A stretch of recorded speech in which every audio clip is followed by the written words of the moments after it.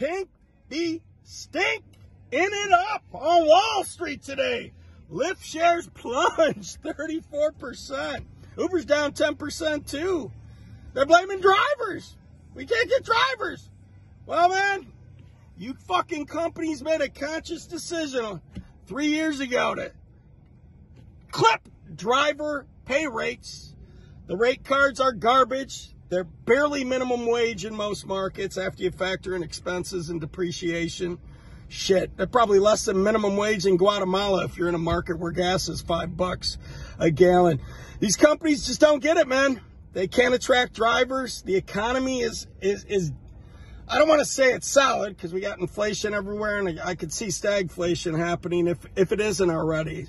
That's a slowing growth rate and rising price rate. We haven't really had that since the mid-'70s, and I doubt most drivers watching were even born then, because it's only old guys like me who have to go out now make money on Uber and Lyft. But there's ways to make money. Obviously, you know, it's market dependent. Of course, man, I'm really fortunate. Vegas is fun. It's easy. It's non-cerebral. I'm not telling everyone to move here because it's got the same shitty, if not shittier, rate card than most markets. I mean, X Classic. Just so drivers understand what these companies do and what happens when you have a duopoly. A duopoly is just two competitors in a market space, and it's typically horrible for consumers and also horrible for those who work for it because you don't have any bargaining clout whatsoever. Anyway, man, it's 60 cents a mile here, like 15.2897 cents per minute, and a shitty $1.12 to pick people up. I'm sure they're going to be bringing their little pool and shared ride product back as well. So, you know, you'll get an extra, 12 cents to pick someone up, and Lyft will gouge them, Lyft and Uber will gouge them $3.50 for the booking fee. So those are really profitable rides, by the way, for Uber and Lyft. That's why Pool sort of crushed them. Pool going away with COVID, I should say. But man, yeah, these companies just cannot figure out how to make money a decade in with all that fat investor Gigi.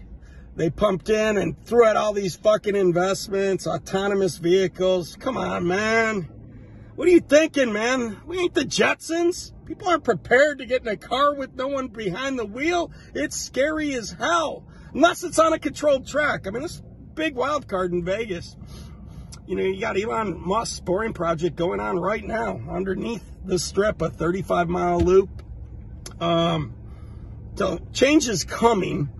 And again, I don't know, man. Vegas is weird. People want to see the lights. They want to see the strip. I don't know. Will they like it underground? And hey, maybe that first earthquake in Vegas when a few dozen cars get trapped down there will change their tune and go, no, I want to stay above road.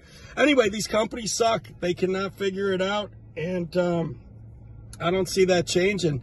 They love throwing the incentives out. We all know Lyft is being sued for their fraudulent inducement scheme with their referral program.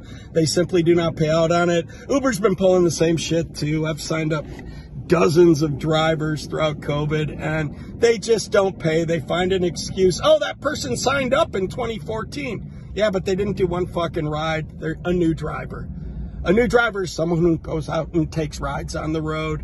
I've been in front of drivers when we've downloaded the referral program, and they make it extremely tricky to attach the referring driver's info now. It's not attached to a link. They make you add all this shit.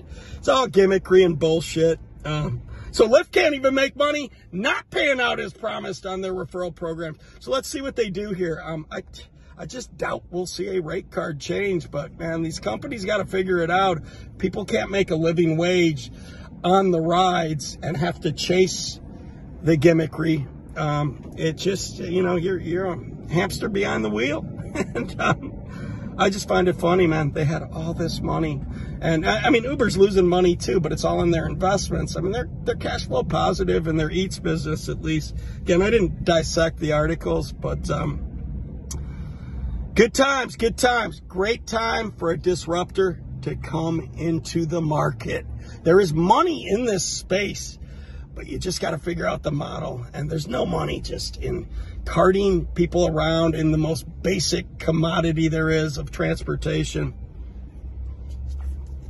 So,